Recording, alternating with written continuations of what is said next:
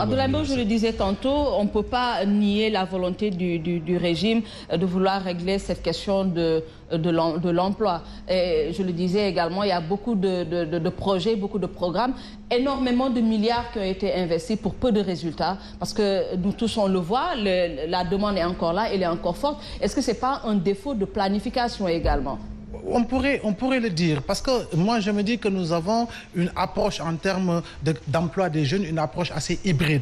Autrement dit, une approche arc-en-ciel où véritablement on ne sait pas qui est qui et qui fait quoi. Si vous regardez depuis le magistère du président Abdoulaye Wade, nous avons eu l'ANPEJ, nous avons eu le FNPJ, nous avons eu l'OFEJBAN, nous avons eu tant d'autres structures de financement pour les jeunes. Et depuis l'arrivée du président Macky Sall, même s'il est vrai que certaines agences ont été dissoutes, mais il faudra reconnaître que nous avons l'ANPEJ, nous avons 3FPT, nous avons la délégation à l'entrepreneuriat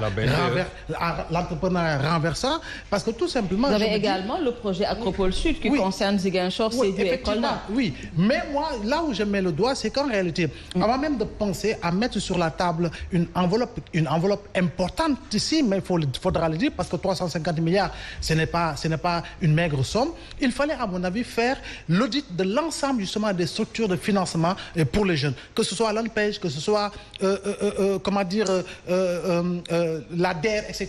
Faire l'audit de ces différentes agences-là, faire l'évaluation pour ensuite se lancer vers le suivi. Parce qu'en réalité, on ne peut pas remettre beaucoup de milliards, des centaines de milliards, sans pour autant au moins faire l'évaluation et le suivi par rapport justement au travail accompli par ces différentes agences. Mais quoi qu'on puisse dire, il faudra le reconnaître, un effort qui a été consenti. Il faudra le reconnaître, il y a des résultats qui ont été obtenus. Mais ma foi, par rapport à la forte demande, on se dit qu'en réalité, cela ne pèse pas lourd par rapport à la balance. Et le pire adversaire de n'importe quel régime, c'est le parti PEJ, autrement dit le parti pour l'emploi des jeunes. Si véritablement vous n'arrivez pas à résolver le gap en termes de création d'emplois, il est sûr et certain que vous risquez d'être emporté justement par cette jeunesse qui aujourd'hui représente la part la plus importante de la population électorale. Un autre facteur, Abdoulaye, est-ce que l'État a su susciter l'emploi avec un secteur privé fort, capable d'absorber également ces nombreux jeunes qui demandent de l'emploi? On sait que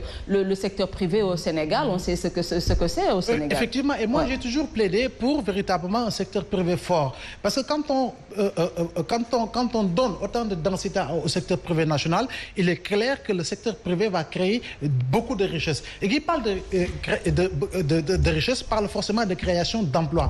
Mais ma foi, certains économistes vous diront, M. Djigo, que nous avons une économie extravertie. Dans la mesure où les plus gros marchés aujourd'hui ont été donnés justement à des multinationales. Diamniadio, pour paraphraser Serigne Salou, c'est le Turkménistan sénégalais. On voit que l'AIBD même est géré justement par une société étrangère. Les autoponts que l'on voit un peu partout à Dakar avaient été confiés à Matière SA qui a sous-traité avec une structure chinoise, et c'est cette structure chinoise qui a justement employé des jeunes sénégalais. Mais c'est des emplois précaires. Ce que les jeunes demandent, c'est véritablement miser sur l'employabilité. Et là, le ministère de la formation professionnelle est en train de faire énormément d'efforts à la matière. Mais cela ne suffit pas. Parce que si on voit aujourd'hui le nombre de jeunes morts en Méditerranée, on se dit qu'en réalité, il y a toujours le problème en termes d'employabilité, mais également en termes de création d'emplois. Donc, il faudra que l'on nous regarde, que l'on se regarde en face, que l'on se dise que nous sommes tous Sénégalais et il nous appartient d'aller trouver l'expertise un peu partout pour aller dans le sens de voir véritablement des mécanismes, des programmes, des projets fiables qui ne vont pas créer des emplois précaires, mais plutôt des emplois durables. Parce que comme on dit dans le jargon wolof, au lieu véritablement de me donner du poisson, apprenez-moi à pêcher. Et je crois bien que c'est là où il faudra mettre véritablement l'accent, c'est là où il faudra placer le curseur.